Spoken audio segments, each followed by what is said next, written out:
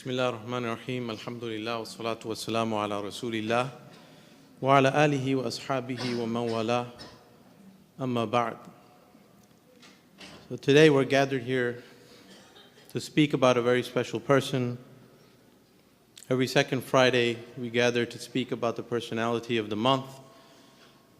And all of us have the calendars. This month's personality is someone very special and someone who's not very well known. And the idea behind these biographies was to highlight individuals from our tradition and our history who are very, very important and who are not very well known.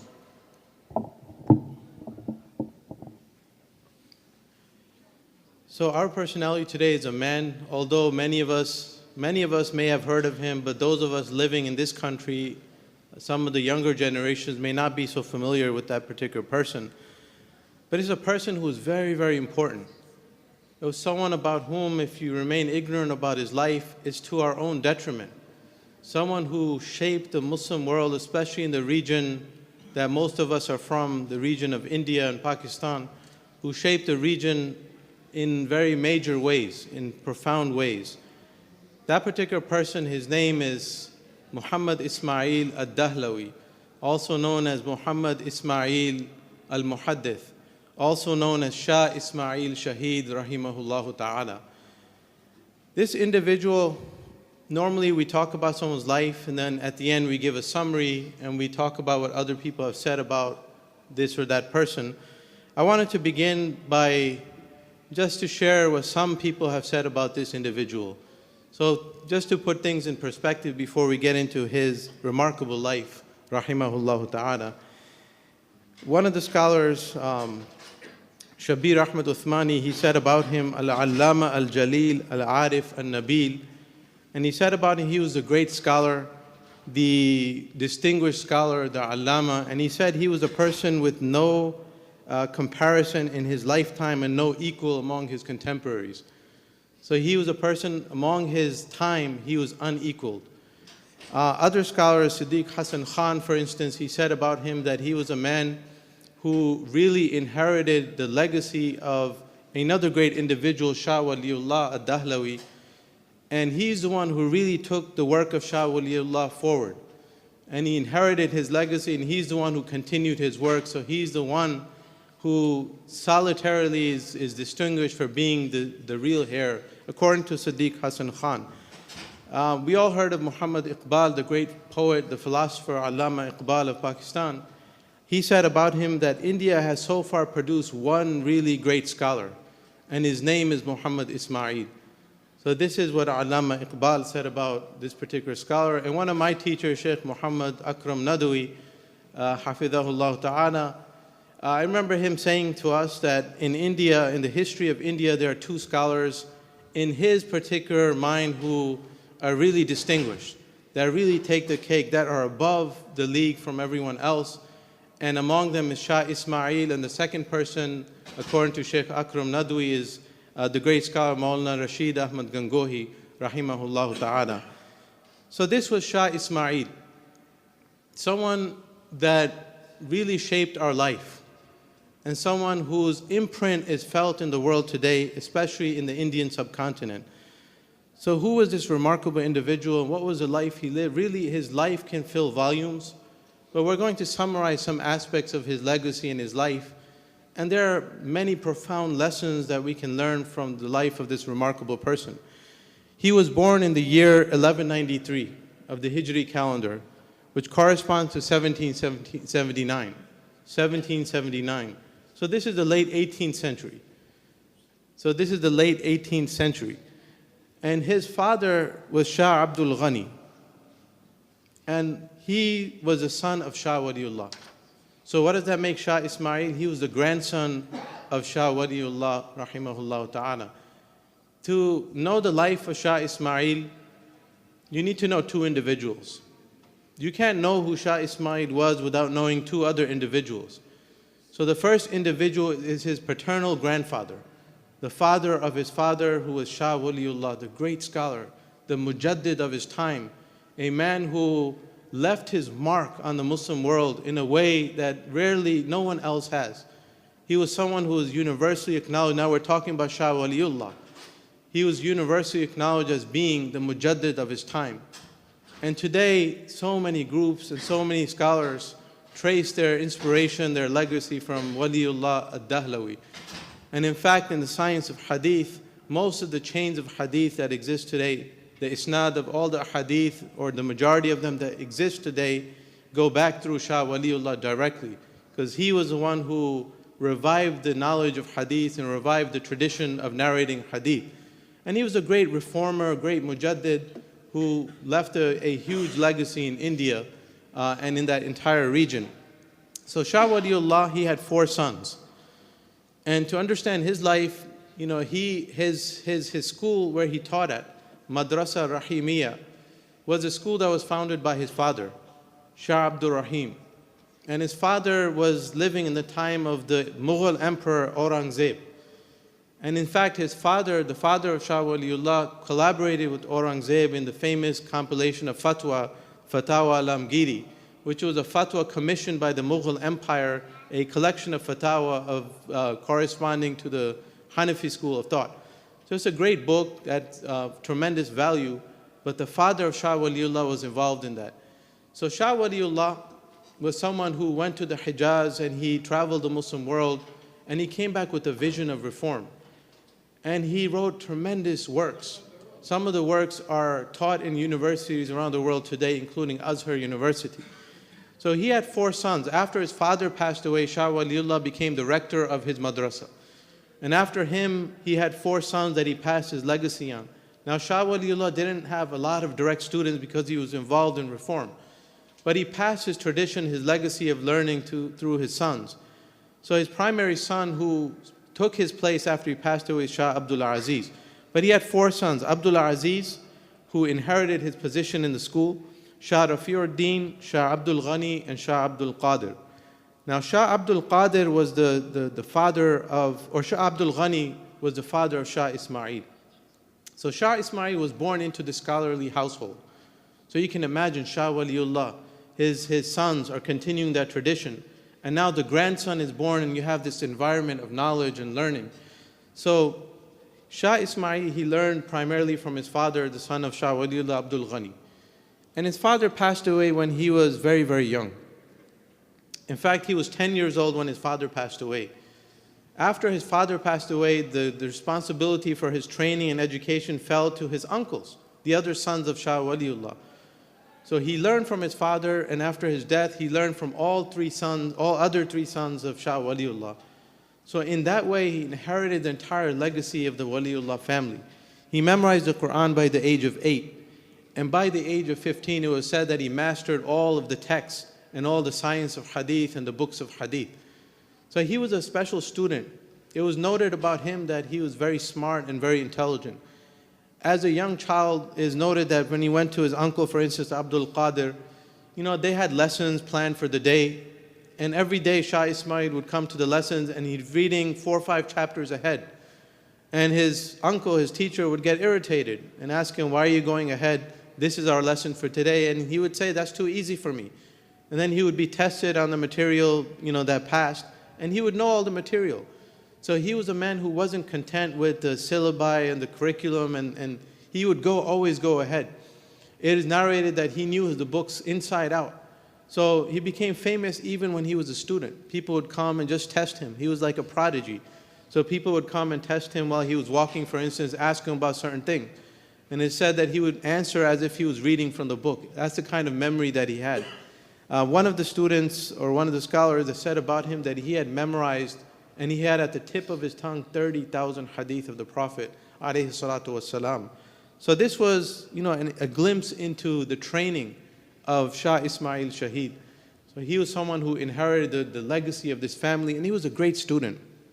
And he achieved, he got what he could from all of his uncles, and he learned everything there was to learn from that particular family. So when he was done with his studies, and now he's 15 or 16 years old, most of his family members, they would go to a masjid and become an imam or a mufti and start teaching people, start giving fatwa. Shah Ismail was of a different character. He could not be bound down. Just like the lessons could not be, he could not be constrained by the lessons, he couldn't imagine himself sitting in one place in one masjid and just teaching books. So he was like an adventurous spirit. So he really wanted to get involved, and so he traveled the world at that time, India. He traveled the land looking for purpose. He traveled the land looking for something to do. He didn't want to be a teacher. That was too mundane for him. So he always had this sense of mission, this sense of reform. That's why it is said that he's the true heir of Shah Waliullah, because he had that sense of mission, that sense of looking at the whole world and trying to make a difference and make an impact. So he met a person along the way, and this changed his life forever and defined his life until his death, for the rest of his life. And that second person is the other person you need to know in order to understand Shah Ismail. The first one is his grandfather, Shah Waliullah. The second person he met in the year 1819, now this is the early 19th century, he met Sayyid Ahmad Shaheed of Bareilly, a great reformer. Sayyid Ahmad he was part of a military garrison of a particular Muslim leader, but eventually he broke from that and he raised the banner of reform. So he was a reformer. So he raised the banner of reform and he started a movement. So this is one of the first movements started in Indian history in the form of comparable to modern organizations or movements. So Sayyid Ahmad, he was a reformer. He wanted to purify Indian society and establish Islam. So he raised the banner of reform and he gathered a movement. He had people signing up and pledging allegiance to him. When Shah Ismail heard about that and then he met that person, he immediately joined him. And immediately he was moved by his example and he trusted him and he agreed with his mission. So he pledged allegiance to Sayyid Ahmad Shaheed. And at that time, he was 7 years younger than him. So Sayyid Ahmad, 7 years younger than Shah Ismail. And Shah Ismail is a great scholar. His knowledge, without any exaggeration, is much more than Sayyid Ahmad. But Sayyid Ahmad was the leader. So he pledged allegiance to him and he resolved to work with him.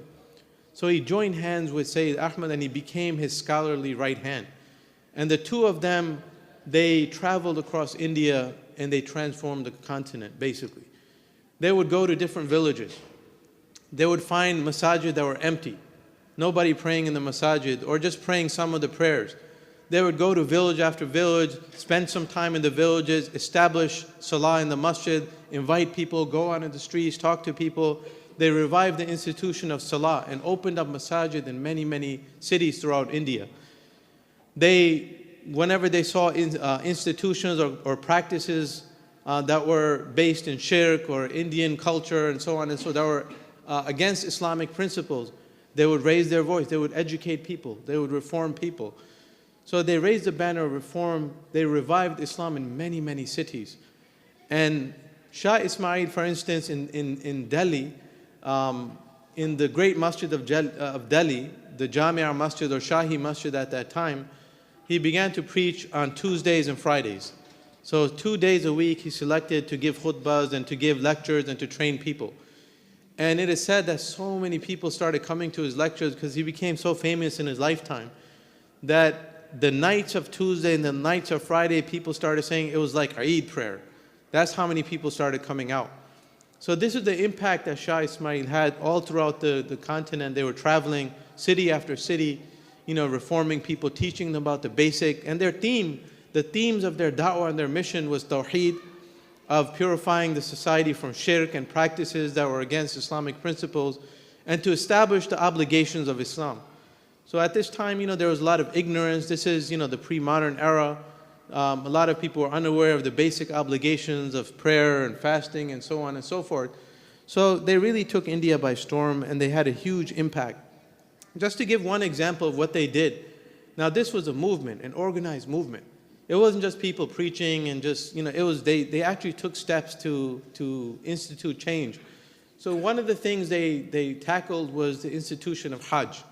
So as I mentioned, their focus was the primary obligation, the basics of Islam, the fundamentals of Islam, which were, being neglected. So Hajj at this time was a very difficult journey. So in general, among the people and the culture was that Hajj was no longer an obligation. So rarely people made the Hajj. And in fact, there were fatwas and scholars who would say because of the difficulties of the journey, because it was so hard to make it there, and many people didn't make it back, they said it's no longer an obligation to make Hajj. So people considered it as something extra. So someone who made Hajj was somebody who was very pious and great. It wasn't something that was, popular for the average person to do. So Shah Ismail and Sayyid Ahmad, they raised their voices. And they taught people, this is one of the pillars of Islam. No one has the right to lift this pillar out of difficulty and so on and so forth. So they raised their voices, they educated people. And then, one of the examples of what they did, they didn't just tell people about it or educate people. They publicly announced that they're going to take a whole delegation to Hajj. So they announced it, they raised awareness, and they announced to people, anyone who doesn't have the means, that they were going to pay for it. So they raised the funds and they gathered up to 1,000 people. So they took 1,000 people onto Hajj. They rented 10 ships and they took this entire caravan, 1,000 people, that's like a mini city. And they took these people to Hajj and they came back about 8 months later. And they revived this pilgrimage, this institution. And after that started becoming popular to make the Hajj, and people started making it more and more. So this is just an example of how they did things. And those 10 ships, they made amirs for every ship. They were very highly organized. So they rented 10 ships. Every ship had an amir. One of the ships, Shah Ismail, was made the amir. And he took his family member, he took his mother, he took his sister, he took many individuals to perform the pilgrimage. So this is just some glimpses into the life of Shah Ismail. Just some words about his piety. We talked about his scholarship, we talked about his spirit of reform, about his personal piety. He was someone who was very pious. Everyone who met him fell in love with him. And it is said, there are a few instances that are prominent. I'll share with you just a couple. There was an individual or an official from the British, from the East India Company. Now the backdrop at that time, you have to understand, this is the late 18th and early 19th century. What was the era? This was the end of the Mughal Empire. So the Mughals were still in charge, and they were nominally in charge, so it was the last remnants of the Mughal Empire. And they were basically collapsing. And there were all these independent kingdoms all throughout India, different sultanates and amirs here and there, and even Sikh kingdoms and Hindu kingdoms. And then you had the British. The East India Company was there, and they were trying to slowly take over. They really took over in 1857 when the British really, the era of the British Raj. But this was, the British were trying to control matters. There were the Sikhs, there were the Hindus, and the Mughal Empire was basically collapsing. So this was a difficult period, a period of declining Muslim power. So in this time, one of the officials of the East India Tea Company, he came to visit Shah Ismail. First time official business, maybe to ask him some questions or just to see, where he's at. So he came to this, he was directed to a place. He came to the masjid and he said, "Where is Shah Ismail? I'm here to see him." So someone pointed to a man and he looked at the person. The person had normal clothes and some of the parts were ripped and they weren't very clean. Now, this is a British official. Now, something about the British is that, the British are very different from the Americans. One of the things is they're very much into decorum and etiquette and so on and so forth, even to this day. I was in England a few weeks ago, and it was remarkable the differences between America and Britain. For instance, we were in Pizza Hut. In England, they eat pizza with spoons and forks. Nobody touches food with their hands because it's considered against etiquette. So even in places like Pizza Hut, everyone's eating with a fork and a knife, and even French fries. When you get French fries, they give you these little toothpicks that you pick up the fries with the toothpicks, or these little devices. You're not supposed to touch food yourself. So this is, the British are really much into decorum and proper etiquette and ranks and hierarchy. So an official came to see him and he became irritated. He was like, stop playing games. I'm here to see Shah Ismail, who's the nephew of Shah Abdul Aziz. And they said a couple of times, this is really him.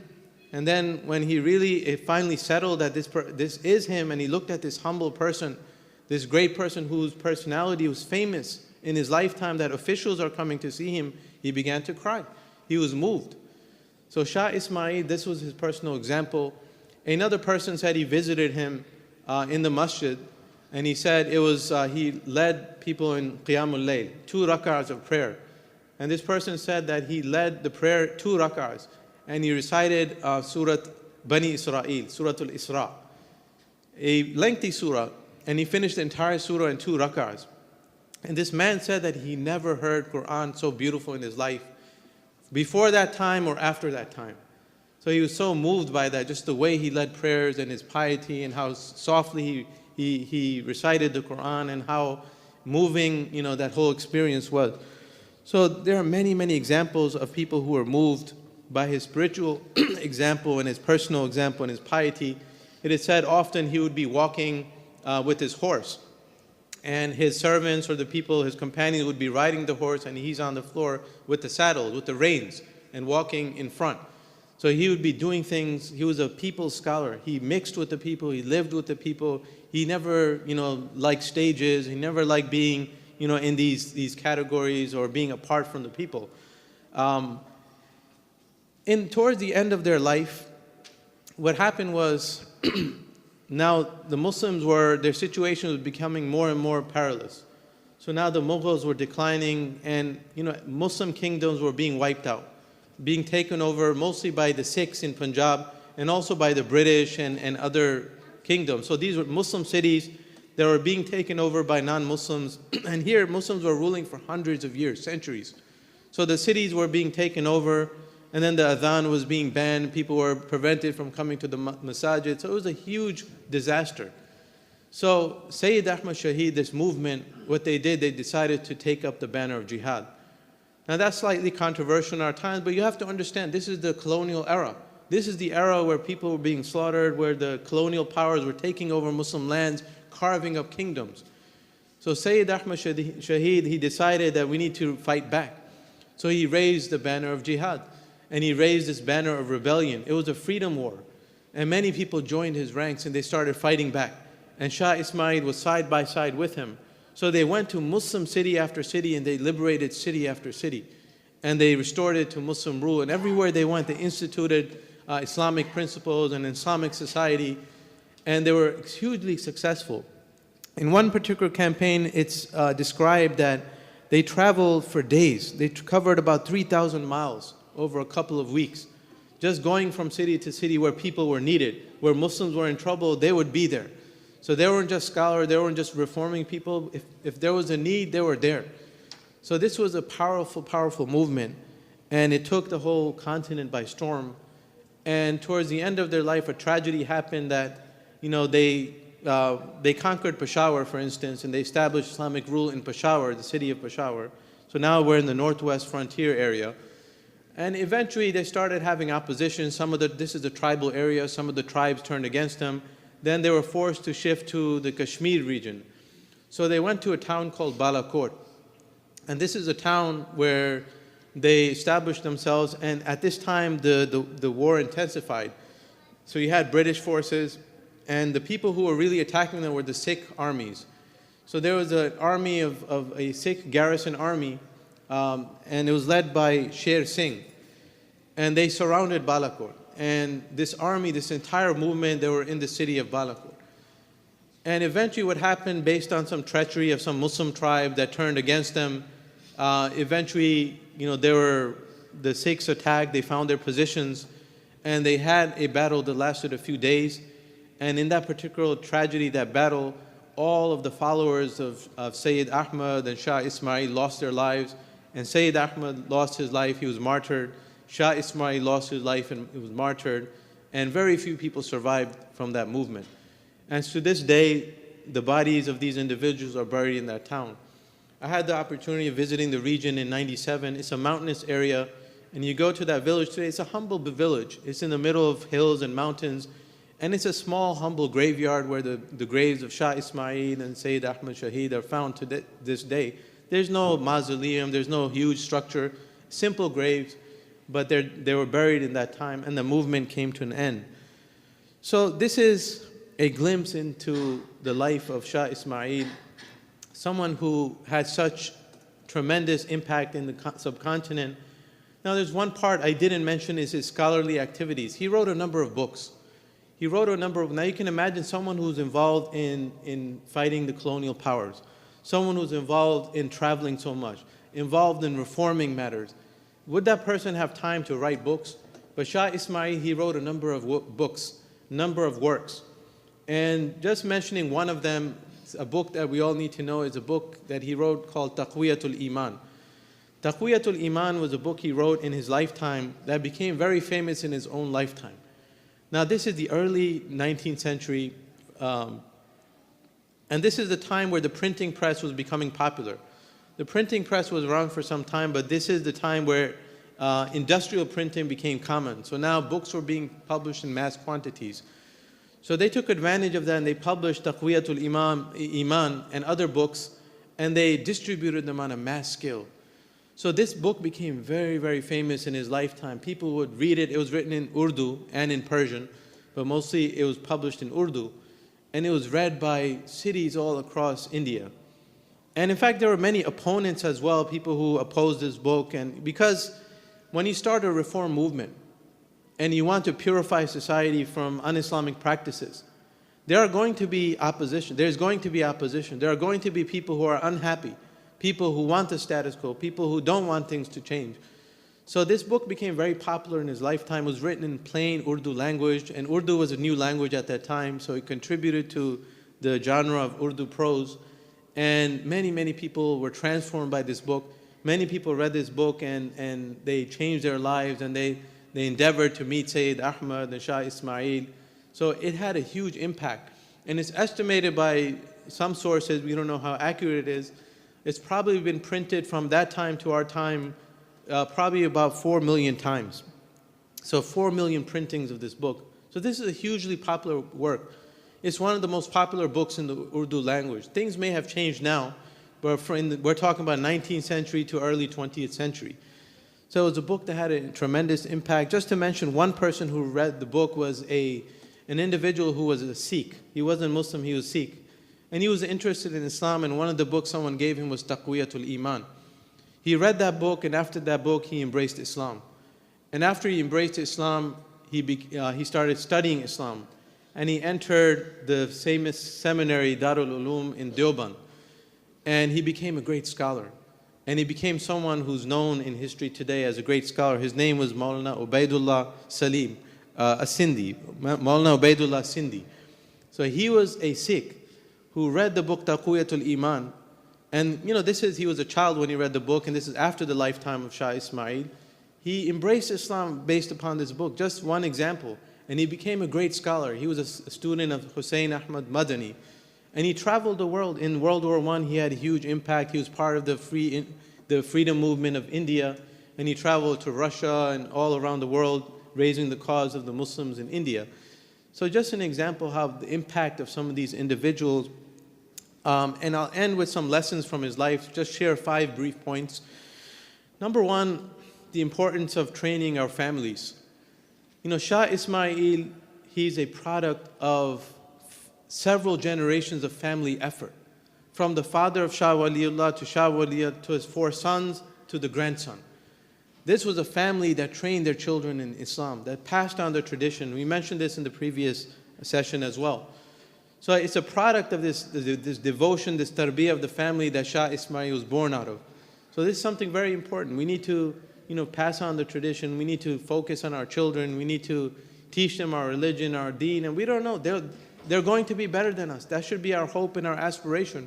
Perhaps after our lifetime, from our grandchildren and our great-grandchildren, there will be people who will have a tremendous impact. So that's the first lesson from the life of Shah Ismail. The second lesson is the link between knowledge and activism. In our times, there's a huge divide. We think that knowledge, it has to do with academic knowledge, how many books you memorize, how many things, how much academic knowledge you have. And a scholar is supposed to be someone who's sitting in a masjid, just teaching people, memorizing texts, and just passing fatwa after fatwa. And then we look down on activists, those who are involved in reforming society, those who are going door to door in various efforts, going out of their homes. And those people, there's a chasm between scholars and activists today, unfortunately. Shah Ismail was an individual who bridged that divide. He was a scholar of the highest rank, as we saw from his lineage and his scholarly contribution. But yet he was the ultimate activist. He joined a movement. And he joined somebody who's younger than him and less knowledgeable than him. But he contributed in these ways. He was carrying things. He was going to villages, helping out people, tending to the needs of the community. So, this bridge between scholarship and activism is an artificial divide. It's not a real divide. The real scholars are those who are involved in society. So this is something we should learn from his life, that, there's no such thing as spirituality and socialism, social affairs, and so on and so forth. Some people have this misconception that khutbahs are supposed to be, about spirituality and connecting with Allah. It's not supposed to be about Muslim affairs or what's happening in the world today. Nothing could be farther from the truth. The real scholars were those who were involved in society. They gave their lives.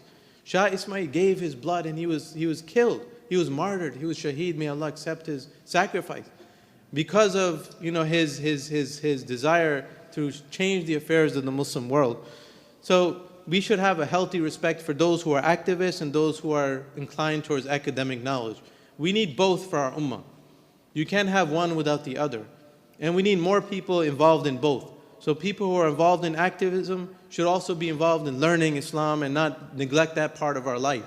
And those who are memorizing texts and learning Islam, memorizing Quran, should also be active in political and social affairs of the Muslims. So this is a lesson from his life, number 2.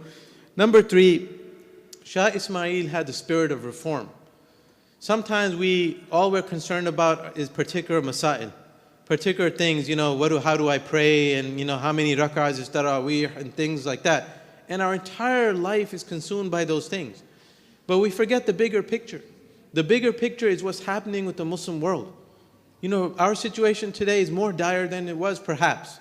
An argument can be made in that respect.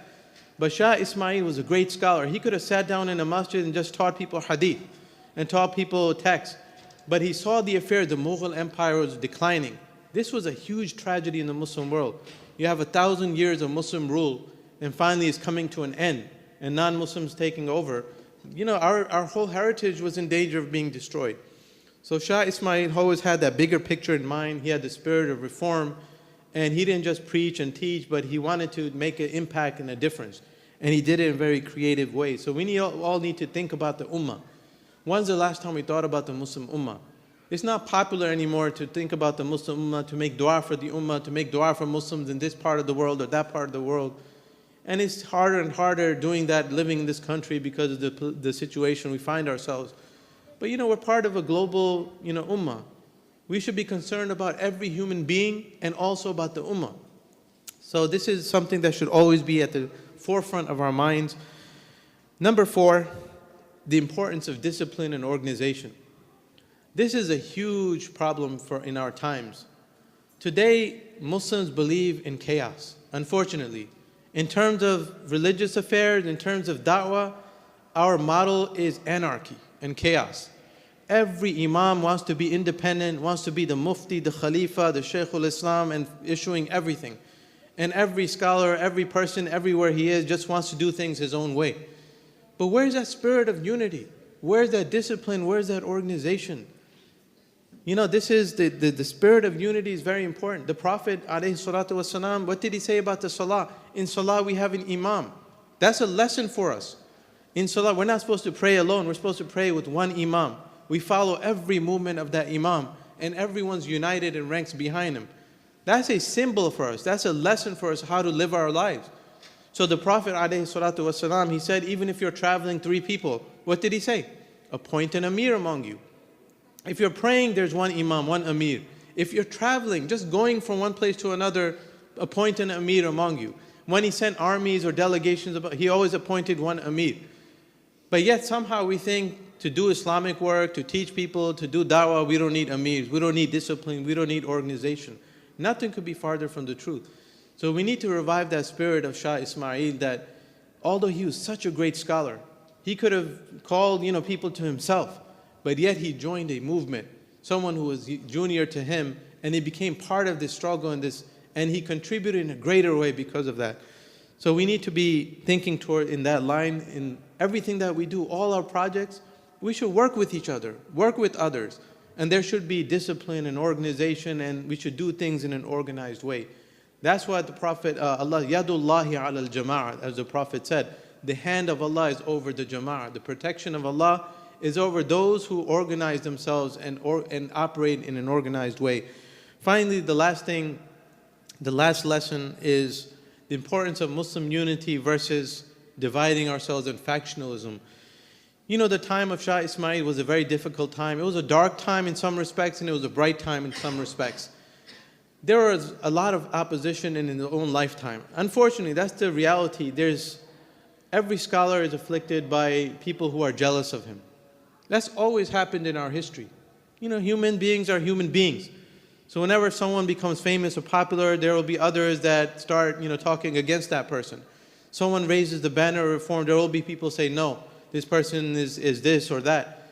So in Shah Ismail's time, he had tremendous opposition. He had a tremendous impact and a huge response.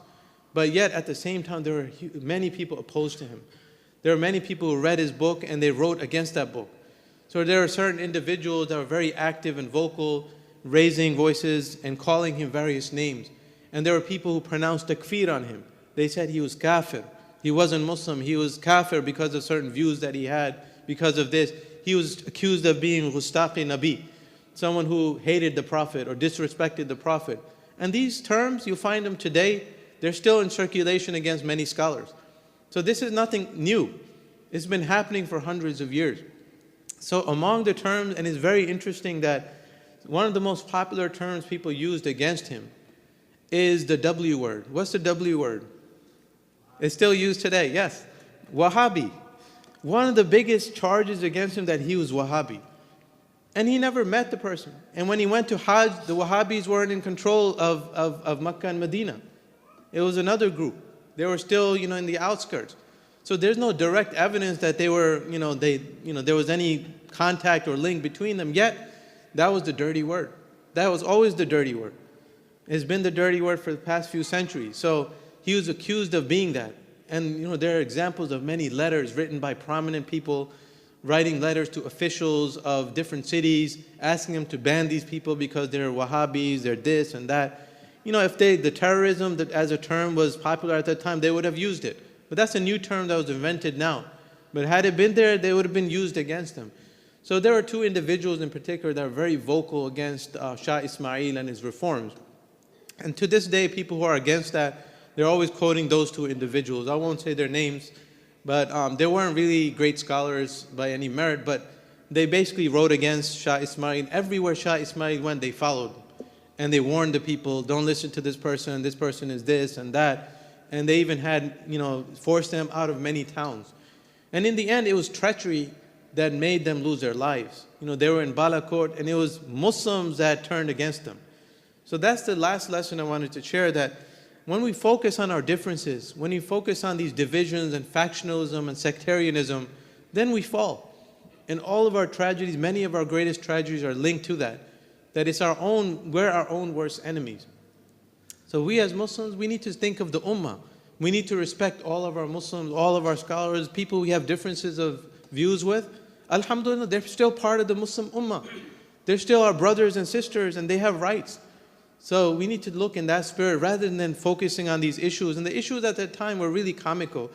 When you look at, the huge debates being raised at that time, when you think about them today, it makes you laugh. But these were the debates that they were accused of being kafir over, and these were the debates hundreds of pages were written about. Among them, one of the debates was that can Allah subhanahu wa ta'ala, does He have the power to create another Prophet Muhammad sallallahu alayhi wa sallam?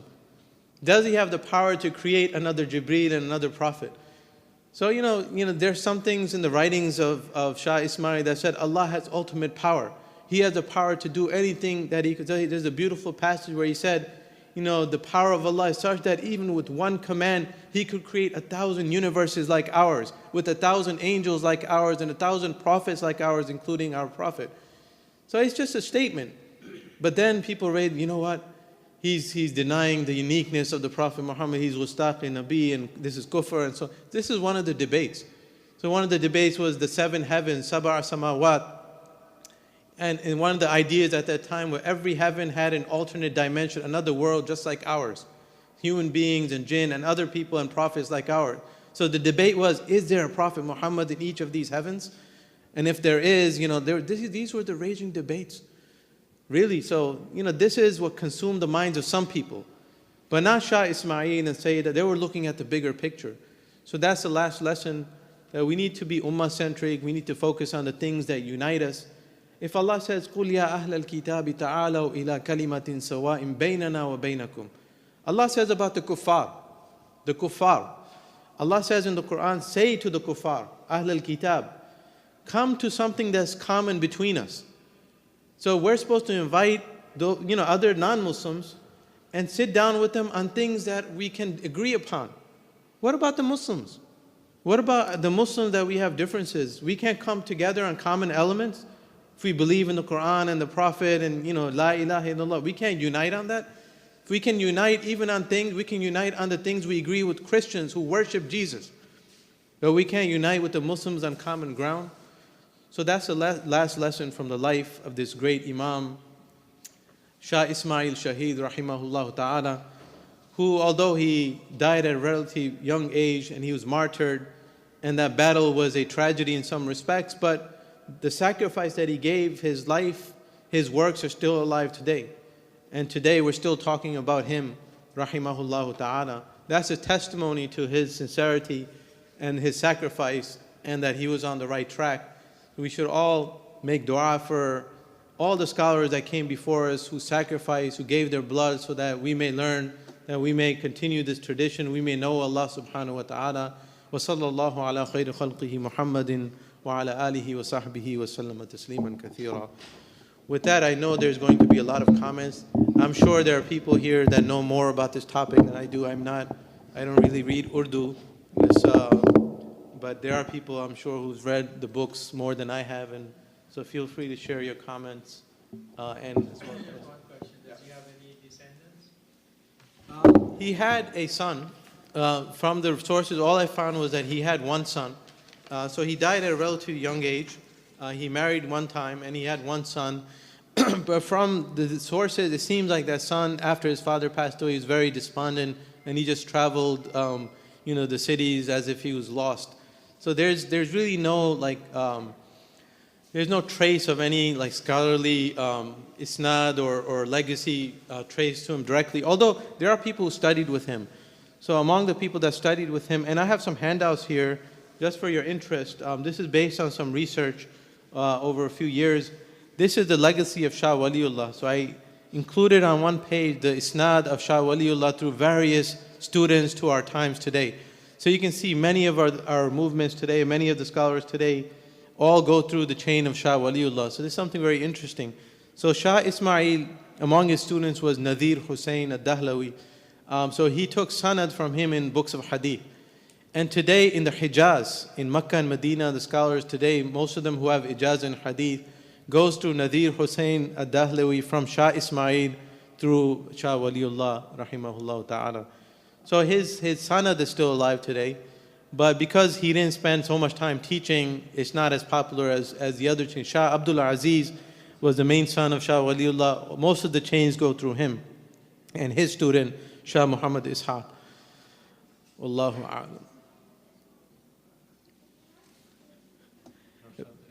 Yeah. Is he regarded reformist in the, Shah, if you see based on, there is an hadith from the Prophet ﷺ that every 100 years there will be a mujaddid. So people try to rank these people, and Shah Waliullah is in most of the list, but is he is regarded in the same category under this law? Okay, so the brother asked about, is Shah Ismail regarded as a mujaddid? The proper term is mujaddid. So there's a tradition in our religion of something called tajdeed. Tajdeed comes from the word jaddada, which means to make something new, to revive something. So it basically comes from a hadith of the Prophet alayhi salatu wasalam. He said, Inna Allah yab'athu ala ra'si kulli mi'ati sanatin man yujaddid laha dinaha.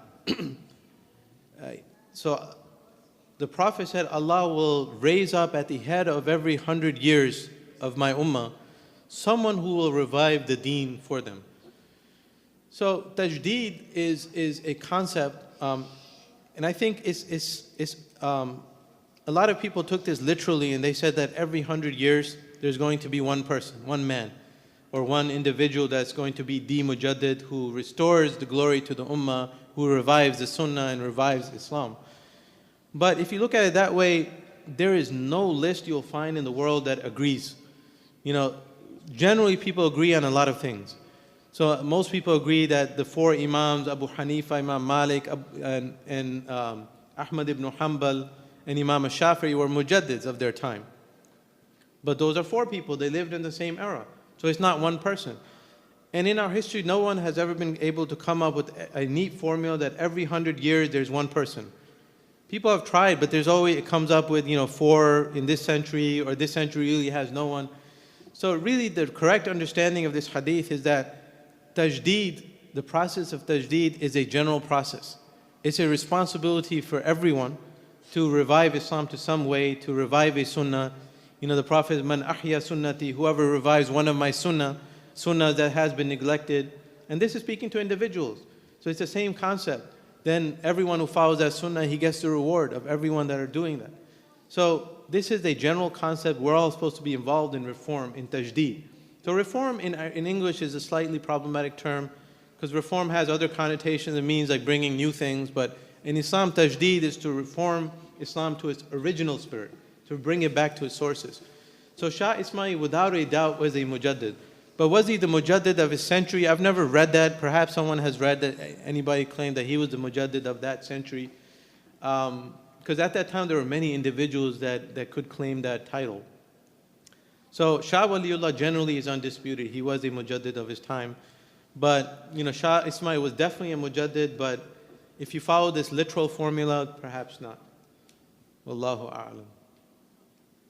Anyone has insights? I'm sure the people who read Urdu would have more insights into what is said about Shah Ismail Shaheed, rahimahullah ta'ala. And if there's any sisters who have questions, either you can write them down, or feel free to ask them directly. Just there's an area here in front of the elevator. Feel free to come out and ask.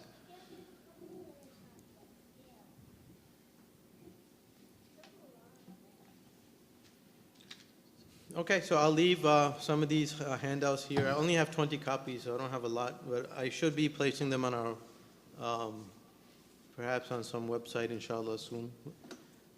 سبحانك اللهم وبحمدك نشهد أن لا إله إلا أنت نستغفرك ونتوب إليك